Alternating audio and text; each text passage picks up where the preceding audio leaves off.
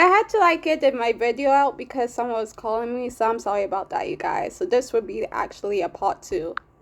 There are many disturbing videos on this YouTube channel that point to its creator seemingly being some sort of kidnapper and potentially even a serial killer. Though in reality, this doesn't appear to be true. Rather, 00390 seems to be instead an ARG, as some of its most infamous videos were actually taken from completely separate sources, and overall, it seems to be more of an art project than anything.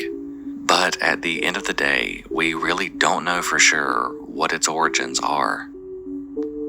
Blood Soup, Svartsapa, 1995. I know that wasn't someone hanging upside down.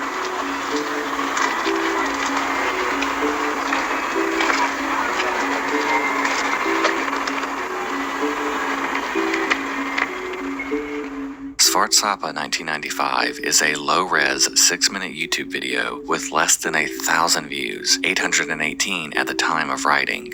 The video begins with what seems to be a sketchy blood drive taking place in an unknown location, where all of the blood collected is put into one big pot. The ingredients for a dish known as Svartsapa are then flashed on the screen, which include the word blod, the Swedish word for blood.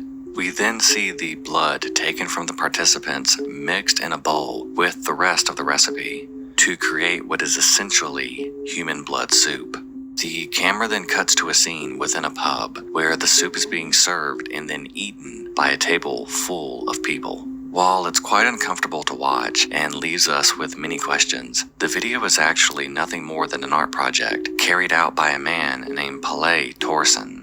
Though that doesn't mean that it wasn't all fake, as part of this performance actually did entail eating the actual soup, which is more disgusting than anything else. New DPRK. New DPRK is a channel that was created back in 2019 that supposedly shows what life is like in North Korea. Each video paints the country as a utopia filled with happy citizens and a thriving economy, which is quite the contrast to what most of us know about the region. And that's entirely by design, as in actuality, the channel was quite literally created by the North Korean government.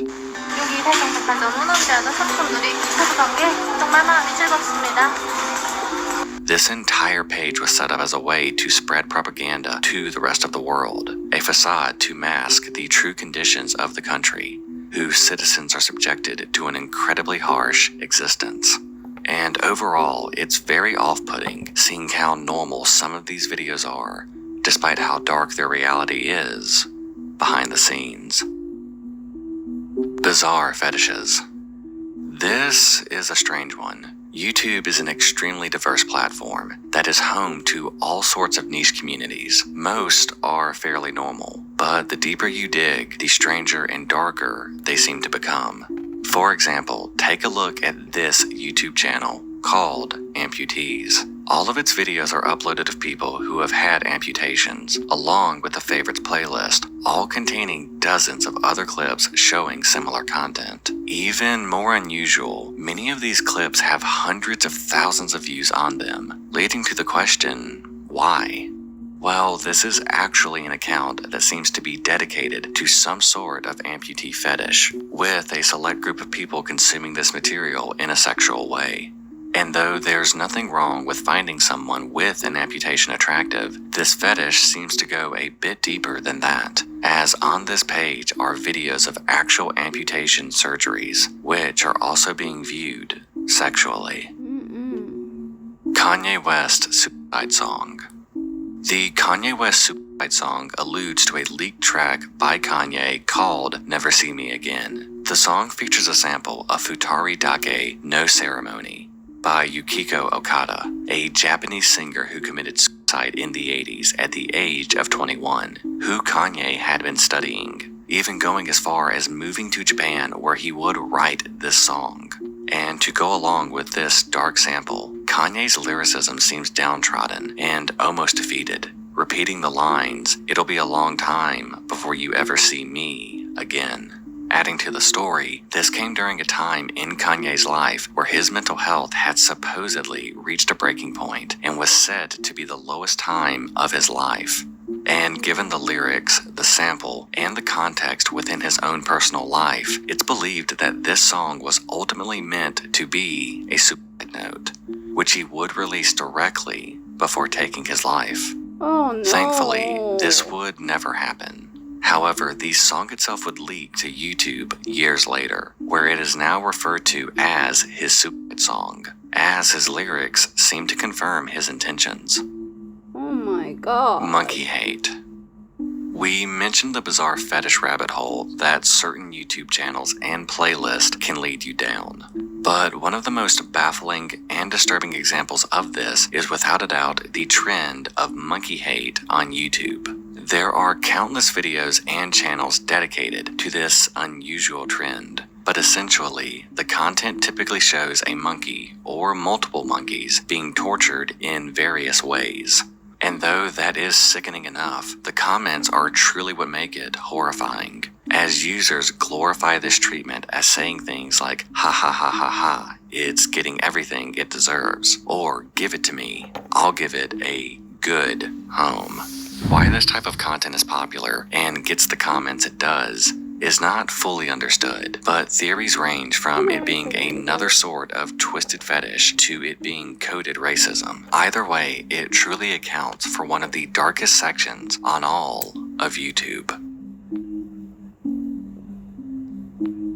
Much like monkey hate, this entry deals with a similarly depraved form of animal abuse, though this has been documented frequently across Nick's channel and will be further highlighted in a video coming later this year. So, for the sake of brevity, I won't go deeper into this.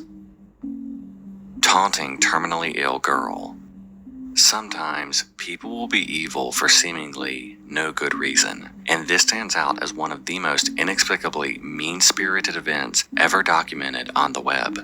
Kathleen Edwards was a girl who had fallen terminally ill about a decade ago with the same disease, Huntington's, that took the life of her mother at age 24. But whereas nothing seems more deserving of sympathy than a terminally ill child, not everyone viewed the situation in the same manner, and their neighbor, Jennifer Petcove, was instead actively rooting for the death of the child, apparently stemming from her kid not being invited to a party at Kathleen's grandmother's house. Petcove went on a tirade, first posting a disturbing image of the Grim Reaper holding Kathleen's dead mother to the web.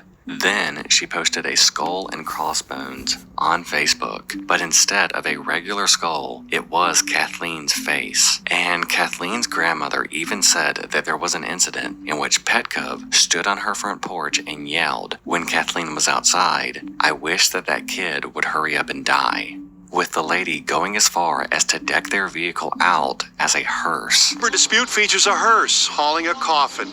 Kathleen's family and neighbors say it's been used to harass Kathleen and her mom before her death. And seeing an interview with her and her lawyer, it seems like there is absolutely no remorse. Have you learned a lesson? Yes, And that is? to keep my opinions and my views to myself. In the years since, it appears that Kathleen Edwards has sadly passed away from her condition, meaning some of the precious final years of her life were unfortunately spent dealing with this unnecessary and disturbed harassment. Harrison O'Kinney rescue footage. Harrison O'Kinney was a cook aboard the Jascone 4, a Nigerian tugboat, when he experienced what would be best described as a real-life nightmare. While getting ready at 5 a.m. in the ship's bathroom, a giant wave struck the ship, tearing a hole in the hull and causing the vessel to sink beneath the water. 10 of the 12 crew members on that ship were killed, but O'Kinney had miraculously survived, with the only problem being that he was trapped in the ship's bathroom, and the ship was sinking quickly. Unable to escape, the man accepted his fate before something miraculous happened. A small air bubble had formed in the ship's bathroom where Harrison just so happened to be, and despite the ship now being at the bottom of the ocean, Harrison was still able to breathe. This went on for an astonishing 60 hours when he was finally discovered by a rescue crew that was only coming to the ship to identify and collect bodies. On the shoulder. Okay. All right. All right. With the rescue being caught on camera and later uploaded to YouTube, you can see the shock in O'Kinney's eyes, a man who must have all but given up hope while waiting for the oxygen in the air bubble to run out. O'Kinney went on to survive and eventually be released from the hospital to live a normal life, though he has sworn to never go out to sea again. I bet that would have been like, that is very traumatizing.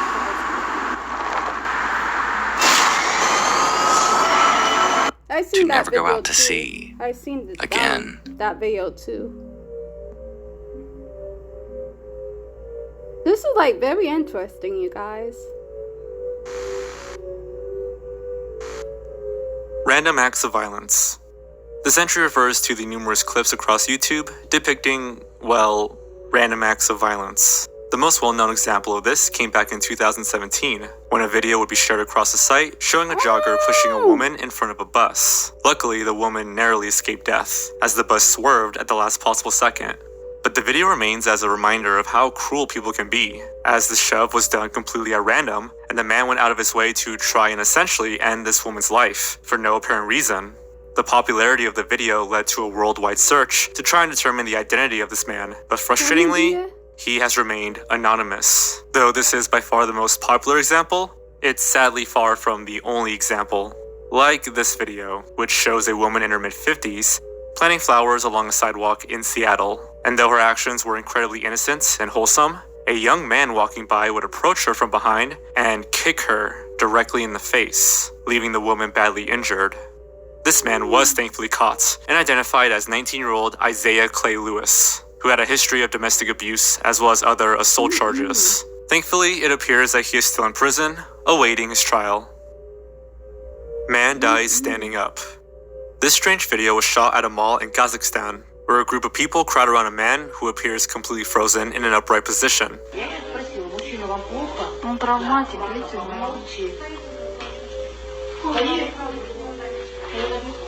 For the video's runtime, the crowd never successfully gets the man to move, and chillingly, when the medics went to pick him up, his body was completely stiff.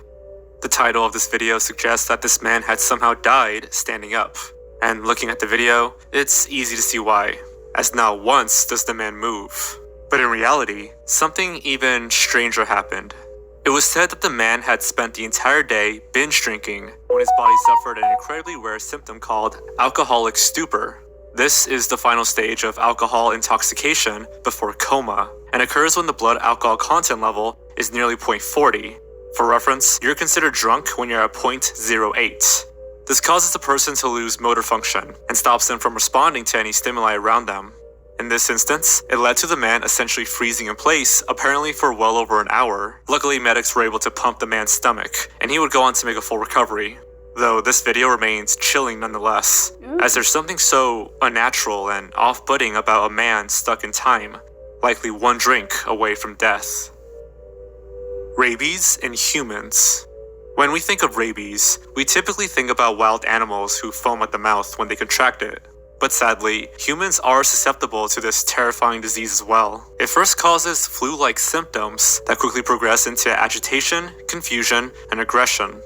As things progress, humans begin to hallucinate and suffer from hydrophobia, or the fear of water. This disease is devastating and virtually 100% fatal after the first symptoms emerge. Luckily, we now have an effective vaccine against rabies, but videos exist of a time before a preventative treatment was available that show these haunting effects on camera. Some of the most disturbing include this child who had developed a fear of water, which likely led him to pass away due to dehydration. Flocka videos. Flocka is a synthetic drug that attempts to stimulate the effects of cocaine and methamphetamine for a much cheaper price tag. But like many drugs, they can often take over a person and make them completely unlike themselves. Flocka is commonly referred to as the zombie drug, and the videos here on YouTube show us exactly why many call it that, as it makes these people look and act like legitimate zombies.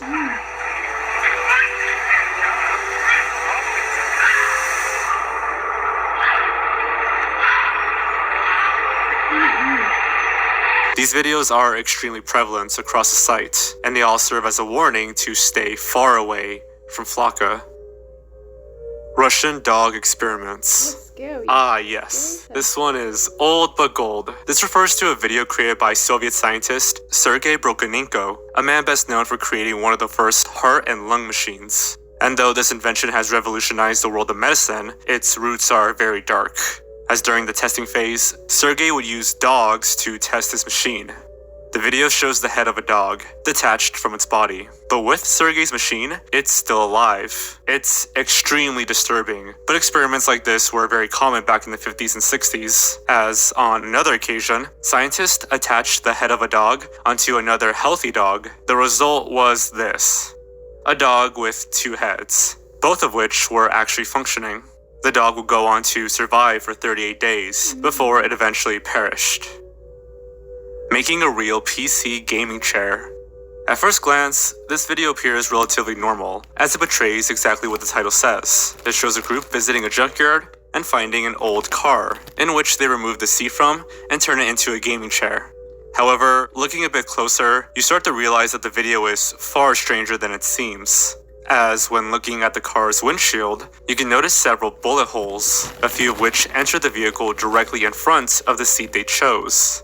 And to make it stranger, when the cameraman is showing off the seat, you can see what appears to be long, dried blood in the back, making it likely that someone had been shot and maybe even killed, whilst sitting in that very seat.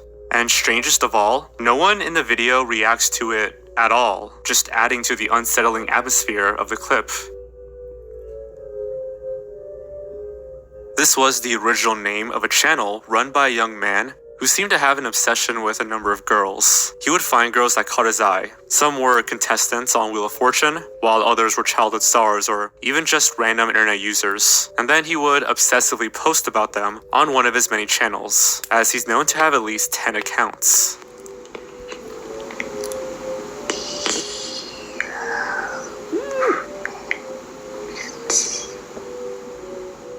The videos are incredibly creepy, as this person simply whispers the name of these young women over and over again. In one particular clip, he even doxed one of the girls in the description, making it clear that he had been actively trying to locate her behind the scenes. BHFS. Spanning a total of just 8 seconds, this video showcases what is likely the most devastating moment of a man's life.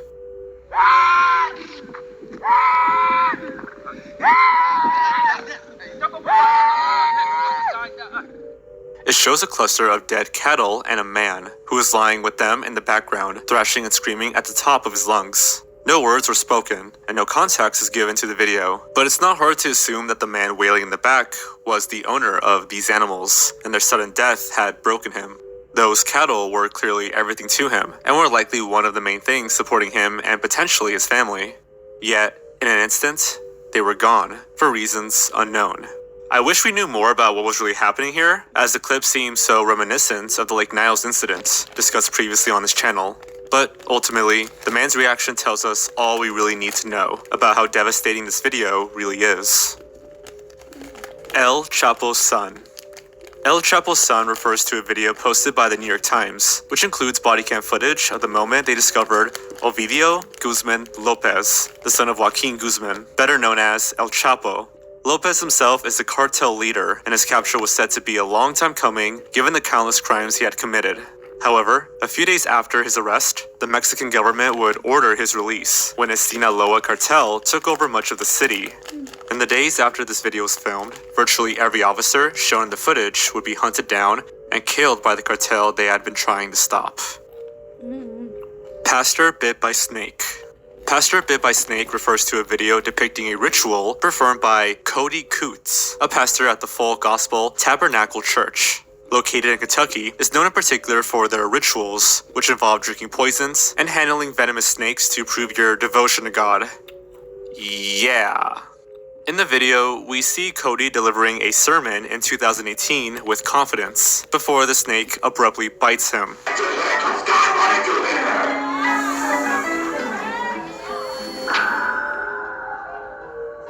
He continues to deliver the sermon, but quickly becomes so weak that he had to be carried out of the church and rushed to the hospital. He would survive, but only after 10 days in the ICU, meaning that this bite left him within inches of his life. But perhaps the strangest part of all of this is the fact that his father, Jamie Coots, had sustained a venomous snake bite during this exact type of ritual back in 2013. Like his son, Jamie had been holding the snake too closely, prompting it to sink its venomous fangs into him. However, unlike his son, Jamie would not survive the ordeal, as he passed away soon after. Hiccup Girl. Hiccup Girl refers to Jennifer Mee, a Floridian woman who became known in 2007 for her seemingly never-ending case of hiccups. In the video, she gives information on trying to stop it, how long it's been going on, etc. Abdominal pains, throat pains, back pains. It's unbelievable. The video itself is harmless. It's what happens after that gives it a hindsight case of sinister energy. In June 2007, Mee's popularity waned after she successfully cured her hiccups, but she gained more attention after it was reported that she ran away from home. From there, she reportedly began to rob people with partners Lamont Newton and LaRon Rayford. This continued until 2010, in which she lured a man with the help of Newton and Rayford into a house before killing him. They apparently got $50 from the robbery and were soon after arrested.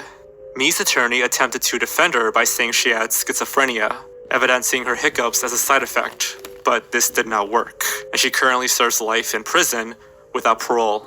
Today, watching this video, it's disturbing to see what such an innocent-seeming figure became over the course of 3 years, to go from hiccuping on the news to life without parole on the news.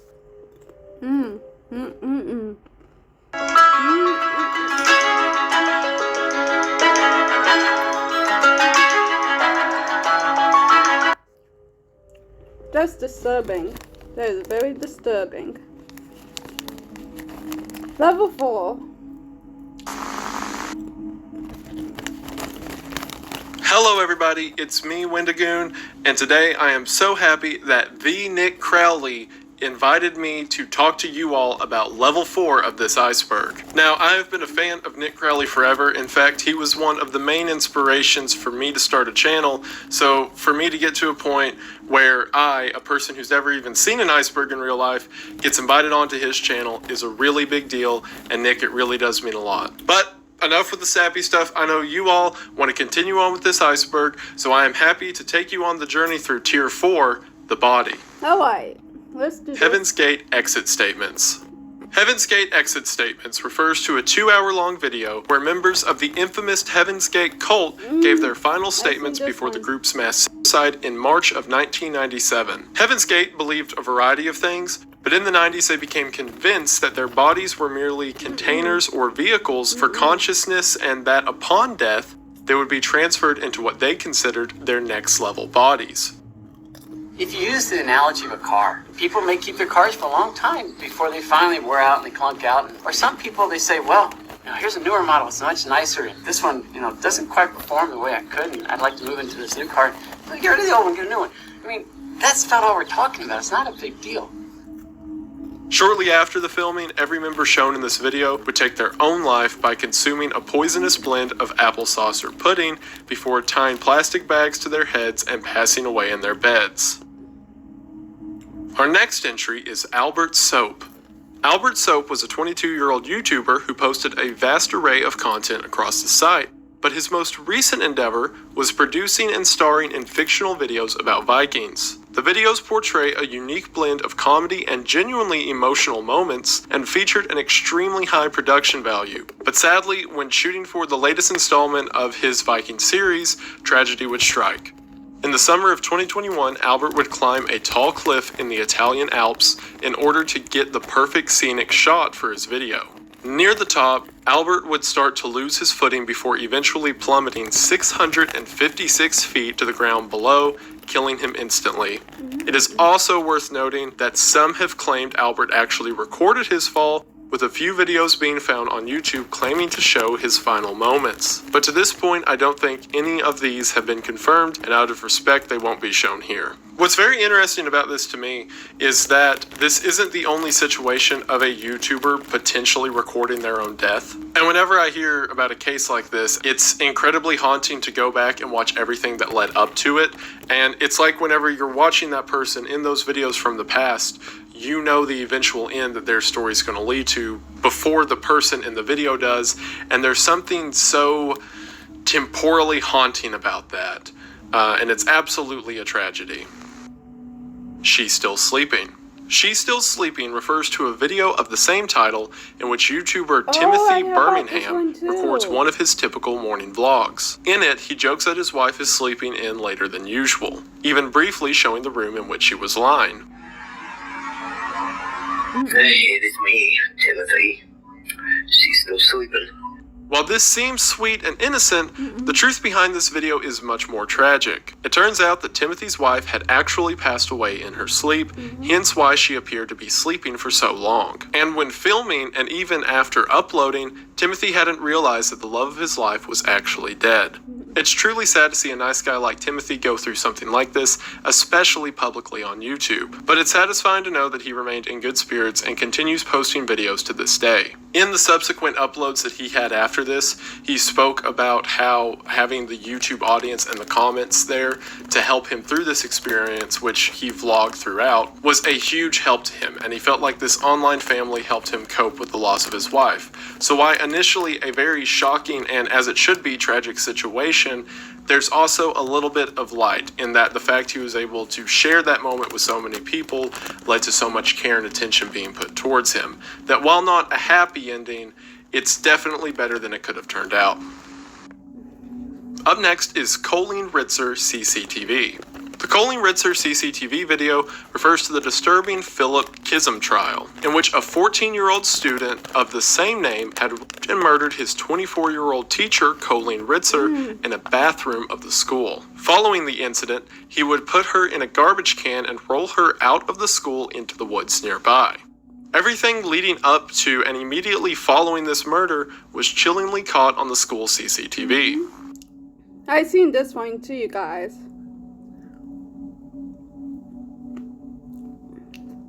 This was very disturbing, and he waited too.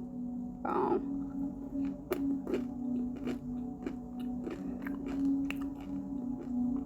You can see Colleen happily walking to the bathroom, unaware of the fact that Philip had been following closely behind her. The footage also shows Philip wheeling out the garbage can that he put Colleen's body into as he walks out of frame heading towards the woods. Philip was eventually caught after Ritzard's body was discovered in the nearby forest, and he is currently serving a life sentence with 40 years parole eligibility.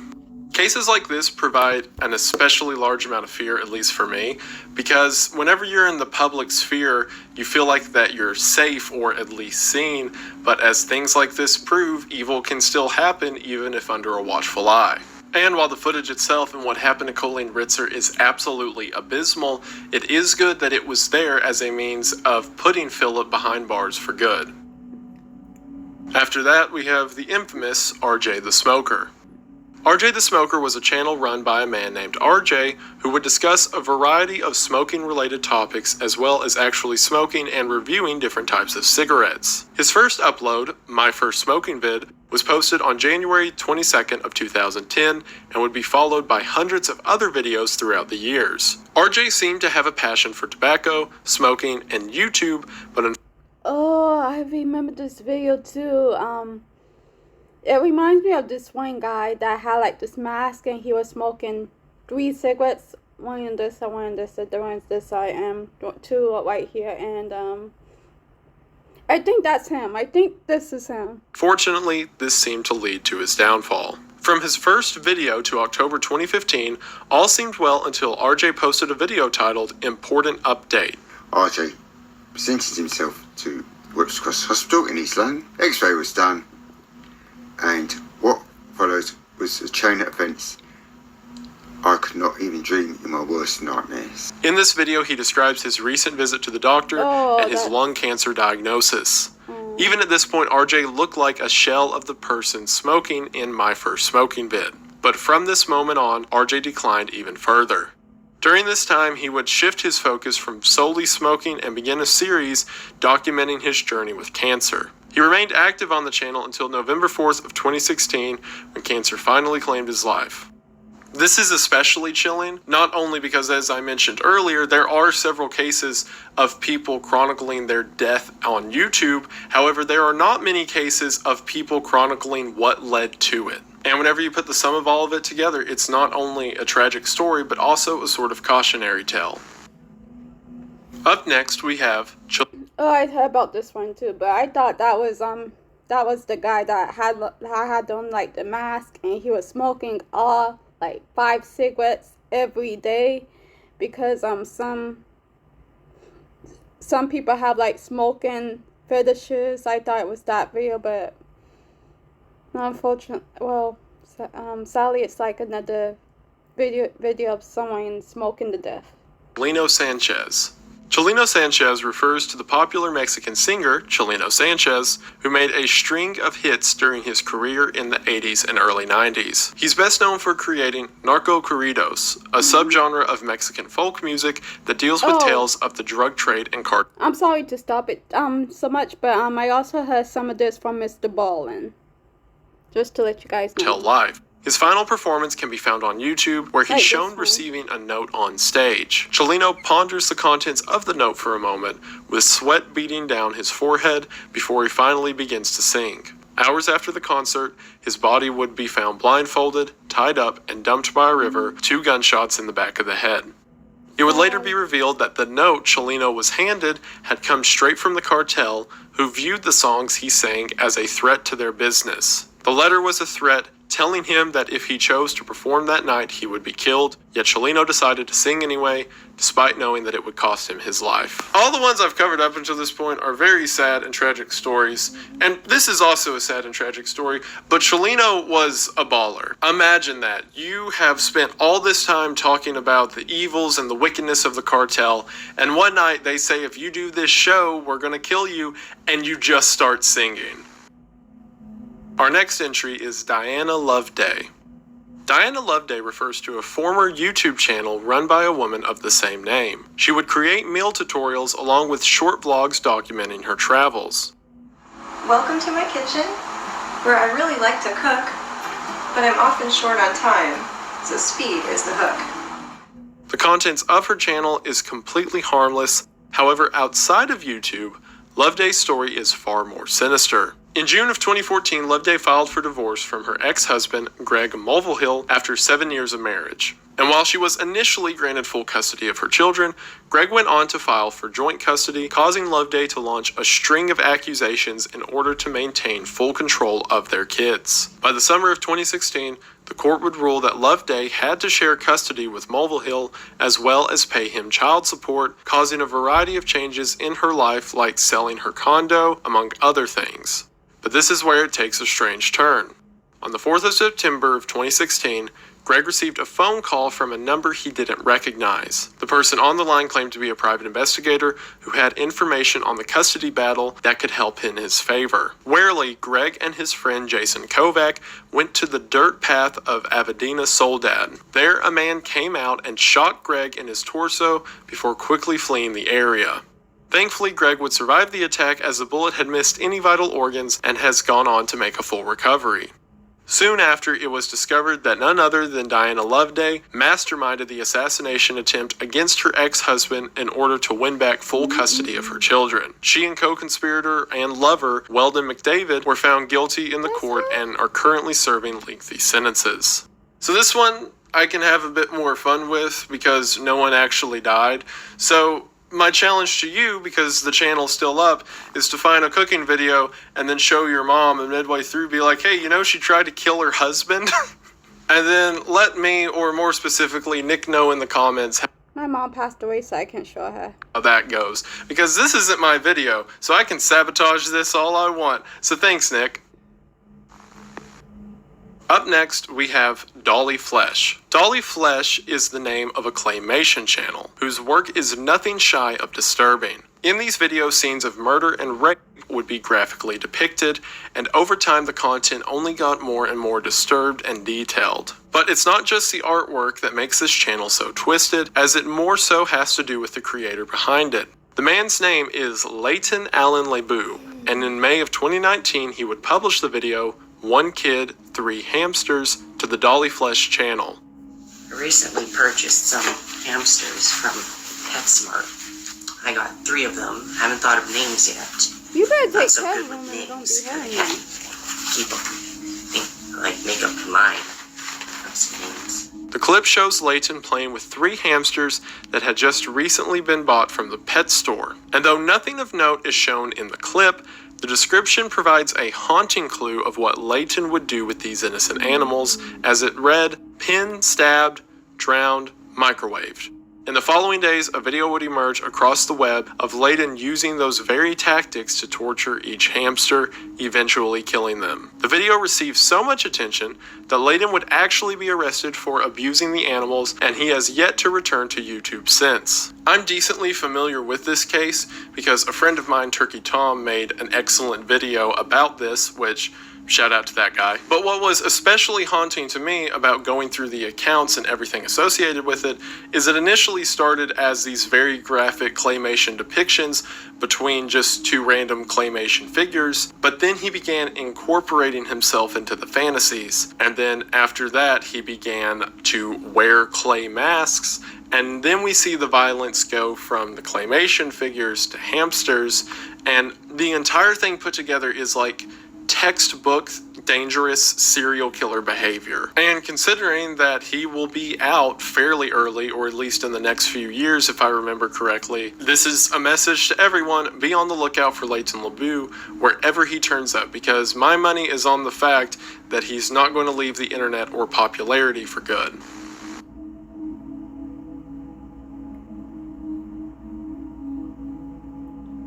We saved the city! Up next we have Jating Min Til Hildar.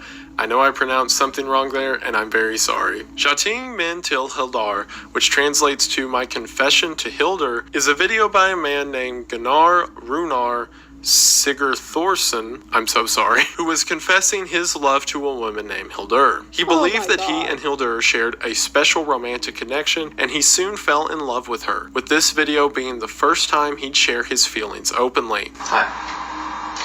Þetta myndband ætlaðan Hildi. Þetta frekar erfitt fyrir mig að segja. Það rosalega feimin. En However, his love was misguided, as Hildur had been happily married at the time to a man named Haynes Helgason. This enraged Gunnar, and looking to free Hildur of this relationship, he decided to visit Haynes late one night. He proceeded to sneak into the man's house before violently attacking and killing him in his sleep. But worst of all, due to a number of legal loopholes in Gunnar's home country of Iceland, he's currently not even in prison. And as we speak, he's out there living as a free man. Even worse, he's reportedly been active on Tinder in recent years as well, making one wonder what he'll do in the name of love next. There's jokes about Iceland being such a peaceful country that they don't even have like a crime watch or investigative branch of government. I don't think they're jokes. Like, this dude, clear as day, straight up murdered someone, but because paperwork wasn't filed right somewhere, they're like, all right, get out of here. Like the warning I gave about Dolly Flesh, if you're in the country of Iceland and you have Tinder, just keep that in mind. But moving on, we have rising kayaking star. And you're going to run Great Falls 3 years later. I am. That doesn't strike you as overreaching? I wouldn't say overreaching. It would strike me as confident. Rising kayaking star refers to the 60-minute special done on extreme kayaker Shannon Christie, which would follow her participation in an annual kayaking race in the Potomac River. Day 1 of the bout went off without a hitch, as Shannon had spent the day learning the rapids and getting accustomed to the area. But the following day was much different. 2 days before the race was to start, our cameras spotted an empty kayak at the bottom of the falls. It was Shannon Christie's. No one saw it happen, but somehow she had come out of her kayak, been swept over subway, and killed. Her body trapped under an avalanche of water. When the film crew arrives at the rapids to film for the day, they immediately find Shannon's kayak flipped upside down floating in the middle of the river. The remainder of the video follows search efforts to try and locate the woman until they eventually locate her body, which was pinned under the water by the force of a waterfall. Sadly, Shannon was no longer alive. Whenever I went on vacation to Niagara Falls, we got to one of the water swells at the bottom of the falls themselves, and the guide said that you can take a life jacket, throw it in the water, it'll suck down, and then it won't come up for 2 weeks. So imagine what would happen at the base of these waterfalls to a person. So this doesn't speak anything against Shannon or her capabilities, just the fact that water and nature is a very powerful force to be reckoned with. And then finally, for the last entry on this tier, we have Mr. Anime. Mr. Anime refers to a YouTube channel known as Lynn's Cat Productions, aka Trey Sessler. Sessler was one of the early adopters of YouTube, starting his channel all the way back in 2006. He, along with a few other YouTube channels, became known for posting videos talking about and critiquing anime. He's commonly credited with kickstarting the general anime community on the platform. Sessler had a dark side though, one that became increasingly hard to hide as time went on. While his fame and channel grew, behind the scenes Sessler had become obsessed with disturbing topics like serial killers and mass shooters. But unlike the true crime fans of today, Sessler seemed to be an active admirer of these figures, even going as far as to make rankings of his favorite mass shooters and serial killers. Eventually, this led to his decision that he would become a mass shooter himself, and for years he loaded up on weapons while studying the methods of the killers that he admired. Real weapons began to make appearances in his videos, and violence became a more prevalent topic of discussion on his channel. Then, in February of 2012, he announced on YouTube that he would be taking a short break. He would then post an update in March that he had found a job and that the channel would be slowing down. This is just an update video to let you guys know that I'm going to reward myself with probably a 2 or 3 week break coming up here from YouTube videos, anime reviews in particular. But what happened next, only Sessler could have seen coming. On March 20th of 2012, Sessler lured his mother into their garage before shooting and killing her. He then entered the house and murdered his brother and father. While it seemed totally random, his reasoning behind this was that he didn't want his family to see what he was about to do next. Sessler planned to become the most infamous mass shooter in history. To do this, he planned to go to a school down the street where a pep rally was set to take place later that day. He would open fire in the gymnasium, and if he managed to kill over 70 people there, he would become the worst mass shooter in recorded history. Soon after murdering his family, loading up ammunition, and beginning his journey to Waller High, he ultimately backed out at the last second and returned home. He was arrested days later and charged with murder. He currently serves life in prison, and while his YouTube channel was removed last year, the re-uploads that still exist show a well-liked figure in YouTube history whose dark side unfortunately boiled over.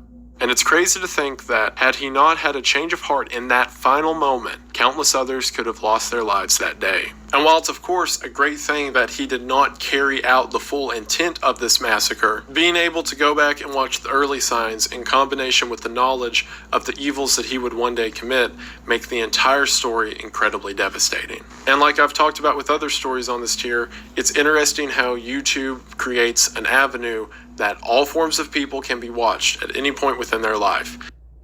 Oh my god, this was crazy. Wait, how many? Okay, so I'm going. Oh, I did not mean to do that. I don't want this video on my playlist, but this was very crazy. I'm gonna watch part 2 and the next one. So, anyways, hope you guys enjoy. This video is like very interesting, disturbing, sad, and also scary. Because I was scared at some parts. But anyways, hope you guys enjoy. Make sure to subscribe, like, and comment if you want to not. And I see you guys next one.